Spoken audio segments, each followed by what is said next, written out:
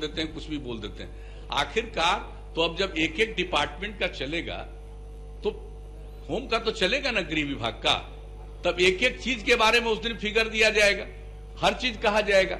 लेकिन जो विधि व्यवस्था की स्थिति है वो कोई कानून का राज स्थापित है। अब आप बताइए कि क्या स्थिति हुई है। आपको मैं बता दूं कि राष्ट्रीय अपराध अभिलेख ब्यूरो द्वारा वर्ष 2019 का जो प्रसारित हुआ, जो भी है संज्ञेय अपराधों का, तो देश के सभी राज्यों एवं केंद्र शासित प्रदेशों में बिहार का 25वां स्थान हो गया, 23वां से भी 25वां पर पहुंचा। कोई क्राइम कहीं बढ़ता है तो उस पर तो नजर रखनी है, लेकिन कुछ लोगों को आप क्या करिएगा, आदमी के कुछ लोगों के स्वभाव में तो गड़बड़ी होती है। आप चाहे कितना भी कर दीजिए, जो कुछ भी कर दीजिए, और सबको काम ठीक ढंग से करना है, चाहे जितनी किसी को जिम्मेवारी दीजिए, कुछ न कुछ आदमी पूरी जिम्मेवारी को नहीं निभाता। तो मिला जुला करके तो कभी न कभी कुछ न कुछ होता है। कुछ घटनाएं घटती हैं तो कुछ घटनाएं घटती हैं, उस पर पूरी की पूरी जो जरूरी कार्रवाई है वो सबके लिए काम किया जाता है। तो इसलिए एक एक चीज पर हम लोगों का ध्यान है। और अब आप समझ लीजिए कि हर तरह से विकास दर का है। अब विकास की बात है तो विकास की बात है भाई, तो क्यों हर चीज को इग्नोर करते हैं। बोलना अपनी जगह पर है, जो बोलते रहिए, लेकिन विकास का दर कितना हुआ आप देखते हैं, हर बार प्रकाशित होता है, हर तरह से किस तरह से यहां पर काम हो रहा है। आप समझ लीजिए कि 2019-20 के स्थिर मूल्यों पर बिहार का औसत विकास दर 10.5% रहा। हर बार बढ़ता विकास दर बढ़ा है हमारा। अब उसके बाद 20-21 जो कोरोना का दौर आया है, इसमें तो जरूर नीचे जाएगा। पूरे दुनिया का नीचे जा रहा है, पूरे देश का नीचे जा रहा है, अपने यहां भी जाएगा नीचे। लेकिन 19-20 तक का हालत देख लीजिए, एक नई बीमारी आ गई, नया दौर आ गया है, इसमें सब तरह का प्रभाव पैदा हुआ है, एक अलग बात है।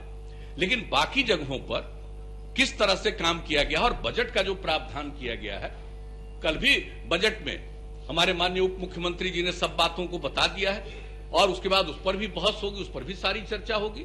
जिस तरह से ऐसी परिस्थिति में भी हम लोग काम करने की कोशिश कर रहे हैं। लेकिन आप समझ लीजिए, औसत विकास दर और बजट का आकार क्या था भाई 4-5 में, जब हम लोगों को काम करने का मौका मिला है, तो बजट का आकार था 23,885 करोड़, और अब बढ़ते अब हो गया 2,18,000 करोड़ का।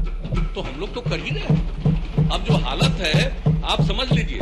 और एक चीज और बता देते हैं, 2004-5 का आंकड़ा जान लीजिए। आंकड़े कहां से मिलते हैं हमको नहीं मालूम है, जो सही आंकड़े हैं उसको जान लीजिए। 2004-5 में वर्तमान मूल्यों पर प्रति व्यक्ति आय, आज के मूल्य पर प्रति व्यक्ति आय थी 7,914 रुपए, यही था पहले। और आज हो गया है 2019-20 में बढ़ करके अब प्रति व्यक्ति आय हो गया है 50,735। अब आप कहिएगा कुछ हो ही नहीं रहा। अरे भाई, तो इतना तो बढ़ रहा। और इसके बाद जान लीजिए कि बिहार में ये जो है कॉस्ट ऑफ लिविंग, दूसरे किसी राज्य की तुलना में कॉस्ट ऑफ लिविंग यहां कम खर्च में काम होता है। भोजन का और अन्य चीजों के लिए जो खर्च होता है दूसरी जगहों पर, कम पैसे में खर्च में यहां पर लोगों का काम होता है।